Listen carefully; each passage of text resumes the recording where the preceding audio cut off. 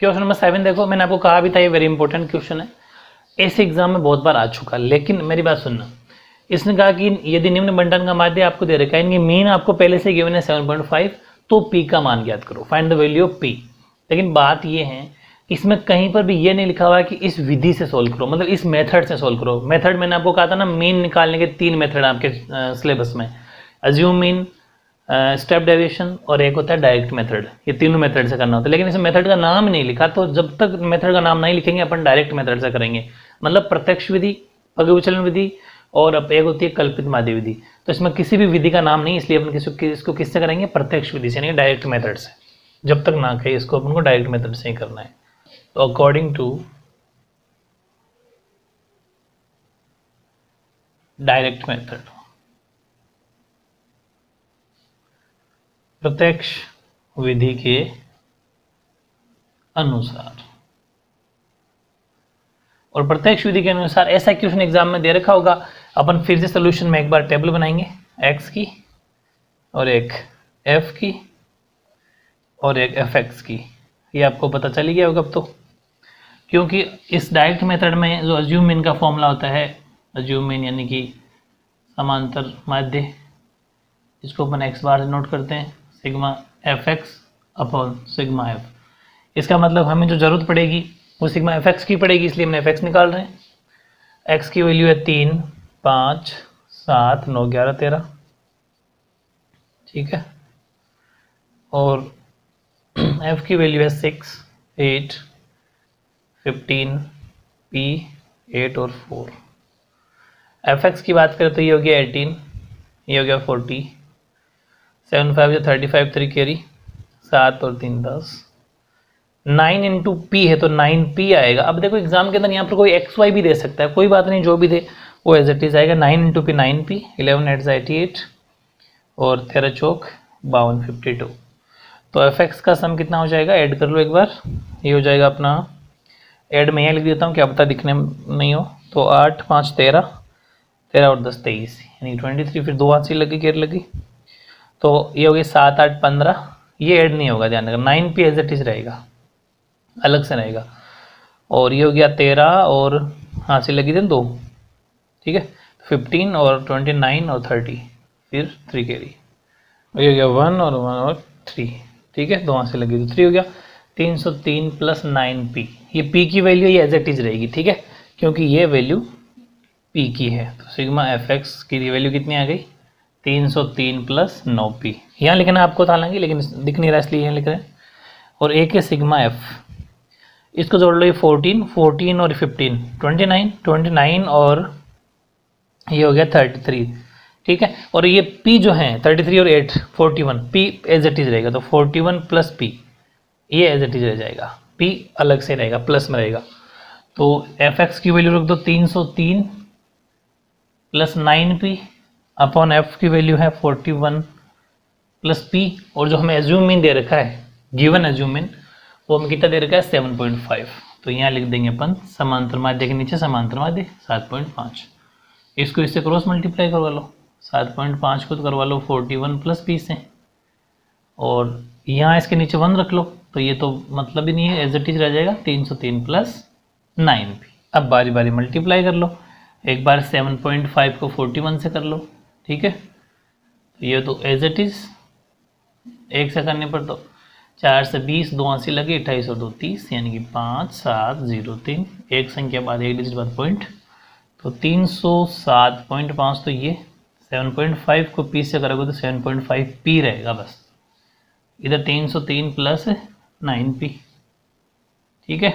आगे अपन बात करें तो p एक तरफ कर दो, 7.5 यहाँ पर अपने पास, उस p को उधर लिया तो हो जाएगा माइनस का 9p, इधर 303 तो है ही, इसको इधर भेज दो, माइनस का हो जाएगा 307.5। इसको 7.5 बोल दो, 7.5 में से 9 चला गया तो 1.5 बच गया, ठीक है, वरना करा देता हूँ, अगर किसी को प्रॉब्लम हो तो आप ऐसे भी माइनस कर सकते हो। ये 9.0 ऐसा माइनस करोगे तो ये हो जाएगा 5, ठीक है, यहाँ बची 8, क्योंकि इधर कैरी लग गई ना, इसलिए 1.5, एक ही बात है, अपने हिसाब से कर लो। ये रहा इतना। फिर बात आती है इधर, ये 303 है, 307 है, तो सीधी सी बात है 4.5 बच गए, तो p की वैल्यू कितनी आ गई, 4.5/1.5, पॉइंट से पॉइंट रिमूव हो गया, क्योंकि जब पॉइंट के बाद में डिजिट सेम हो, एक संख्या बाद एक संख्या दो, तो दो तो हमेशा पॉइंट से पॉइंट खत्म हो जाता है। ऐसा मान लो 15 रही 45 है, 15 थी 45, यानी 15 3 जा 45 होता है। तो सिंपल सा क्वेश्चन है, डायरेक्ट मेथड से करने पर भी 3 आएगा, बाकी दोनों मेथड से करने पर भी 3 आना है। तो ये था very important question number 7 complete. सबसे इंपॉर्टेंट क्वेश्चन है 8वां।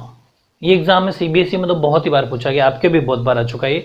बस यहाँ पर जो डॉट डॉट करेगा ना, यहाँ पर हो सकता है शायद XY दे रखा था आपके एग्जाम में, तो यहाँ पर XY दे दे तो भी एक ही बात है, ये अननोन नंबर निकालना होता है। इसके अंदर टेबल आपको दे रखी है, मीन फाइंड करना है, मतलब माध्य ही ज्ञात करना है, लेकिन माध्य खुद है वो आपको दे रखा है 1.46, यानी कि मीन कितना दे रखा है 1.46। आपको वो कह रहा है कि अज्ञात बारंबारता है, यानी कि जो दो फ्रीक्वेंसी है, जो अननोन फ्रीक्वेंसी है, वो आपको निकालनी है। सॉल्यूशन स्टार्ट करते हैं, बहुत सिंपल है। हाँ, किसी भी मेथड का नाम नहीं लिखा हुआ, मतलब किसी विधि का नाम नहीं लिखा हुआ, तो अपन किससे करेंगे, डायरेक्ट मेथड से सीधा करेंगे सॉल्व इसको। तो अकॉर्डिंग टू डायरेक्ट मेथड, यानी कि प्रत्यक्ष विधि के अनुसार, प्रत्यक्ष विधि के अंदर टेबल वापस से बनाएंगे। ये तो एक्स की टेबल है, कॉलम है एफ, ये एफ एक्स, ठीक है। और एक्स की बात की जाए तो 0 1 2 3 4 और 5, 5 अपने कॉलम बनेंगे इसमें।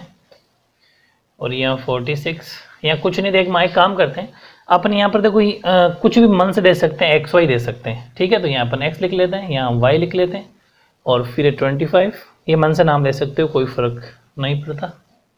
10 5, और योग जो है सम वो आपको दे रखा है 200, किसका, फ्रीक्वेंसी का सम है। ध्यान रखना ये F का सम है 200 योग, तो F के कॉलम लिख देंगे सिग्मा F बराबर 200। ये सबसे इंपॉर्टेंट बात ये है।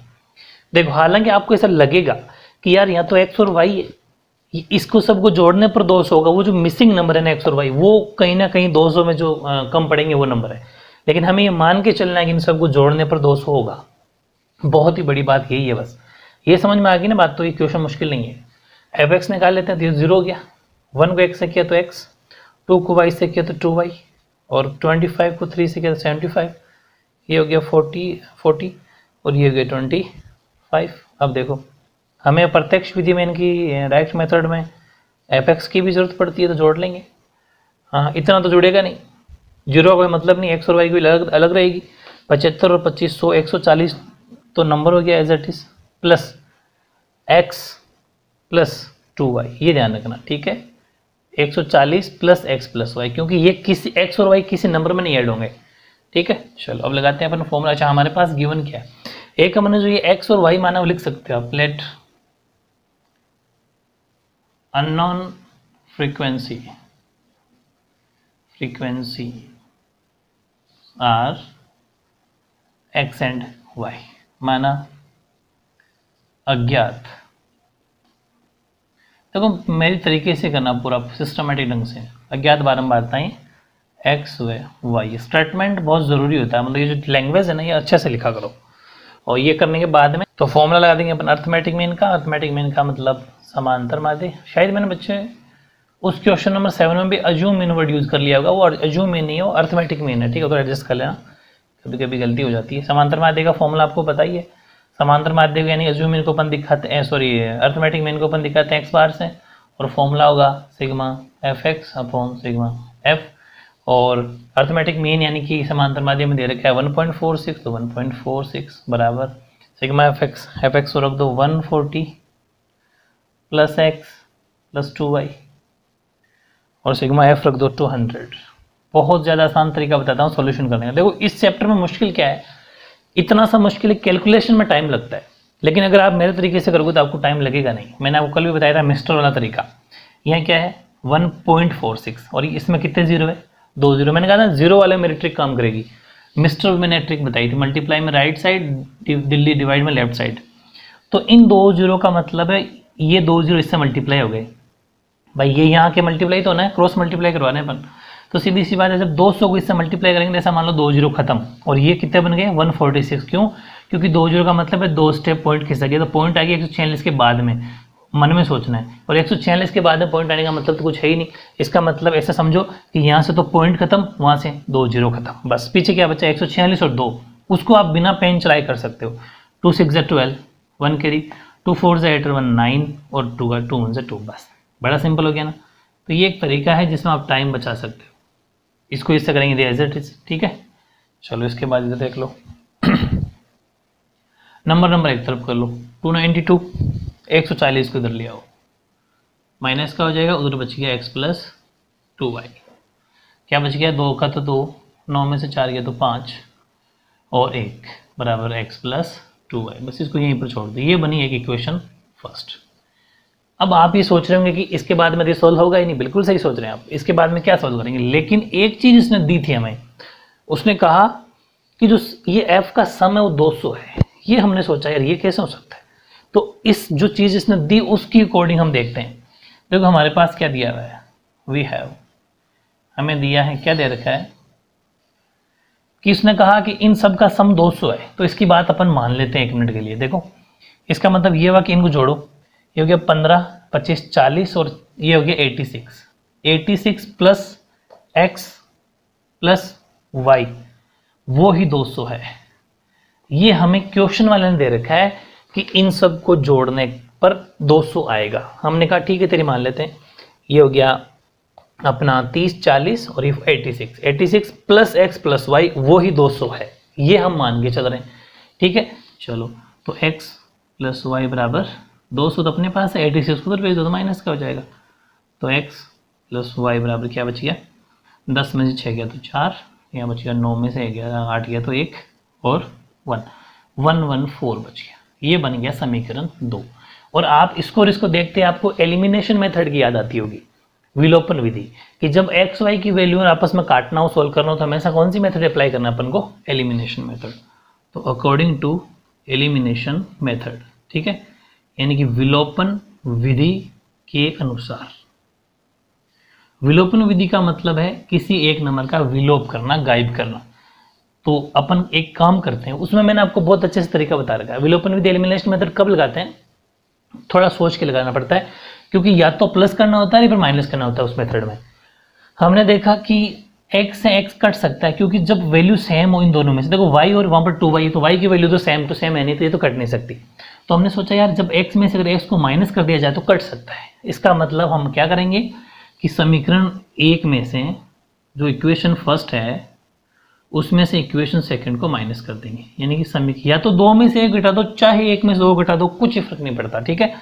समीकरण 1 में से माइनस कर दो, चाहे समीकरण 2 में से, यानी इक्वेशन कोई से भी कर दो, फर्क बिल्कुल नहीं पड़ता। फर्स्ट है x प्लस 2y बराबर 152, ठीक है। और सेकंड वाली जो इक्वेशन है वो है x प्लस वाई बराबर 114, ठीक है। अब माइनस करने और प्लस करने का मतलब क्या है, मैंने आपको पहले ही बता रखा। हालांकि माइनस करने का मतलब है साइन चेंज हो जाते हैं नीचे वाले, आप तो इतना समझ लो मोटा मोटी बस।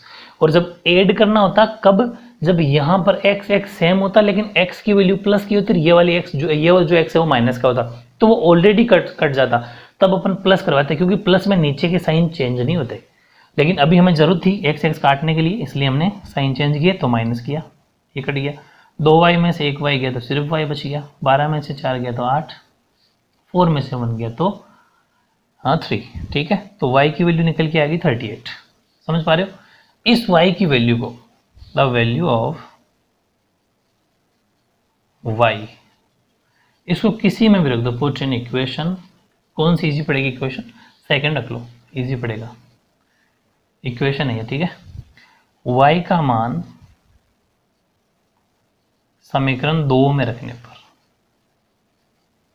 जैसे ही 2 में रखा या इसके बाद यहाँ से उतार लेना, तो समीकरण जो 2 है वो क्या है, वो है x प्लस वाई बराबर 114। कोई से में रख सकते हो, 1 में भी रख सकते हो, लेकिन वहाँ थोड़ा सोल्यूशन मुश्किल पड़ेगा, इसलिए अपन यहाँ रख रहे हैं x, और इस जो y है इसकी जगह रख देंगे 38 बराबर 114। तो x बराबर 114 माइनस 38, 14 में से 8 गए तो 6, यहाँ बच गए 10 में से 7, यानी कि x की वैल्यू कितनी आ गई 76 और y की वैल्यू कितनी आ गई 38। तो उसने यही पूछा था कि जो मिसिंग नंबर है या जो अननोन फ्रीक्वेंसी है, जो अज्ञात बारंबारता है, वो क्या होगी। तो एक तो हो जाएगी अपने 76 और एक हो जाएगी 38, ठीक है। तो ये था वेरी इंपॉर्टेंट क्वेश्चन नंबर 8, और इसी के साथ में 17.2 भी